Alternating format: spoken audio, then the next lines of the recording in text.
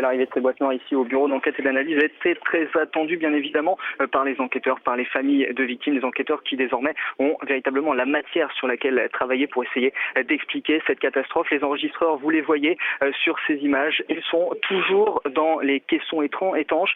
C'est dans ces caissons qu'ils ont été placés tout de suite après leur remontée au large du Brésil, sur les lieux où la carcasse a été retrouvée. Elles sont dans ces boîtes pour les protéger pour l'instant, évidemment. Elles ont passé près de 2 ans à 3900 mètres de profondeur sous l'eau et il fallait pouvoir travailler dessus, d'abord les extraire, mais les conserver dans ce milieu pour éviter la dégradation un maximum, pour préserver les données contenues à l'intérieur. Elles sont toujours sous scellés, des scellés placés par les officiers de police judiciaire pour les besoins de l'enquête. Ces boîtes noires, désormais, vous les voyez, eh bien, elles vont être analysées ici au bureau d'enquête et d'analyse, décortiquées pour, à l'intérieur, récupérer les cartes mémoire. Ce sont dans ces cylindres qu'elles se trouvent actuellement, des cartes mémoire qui contiennent les données, les derniers moments du vol des enregistreurs. Vous les voyez, il y en a 2. L'un contient l'environnement acoustique, c'est-à-dire très précisément ce qui s'est passé dans le cockpit, les sons qu'il y a eu au moment, un peu avant la catastrophe et au moment de la catastrophe.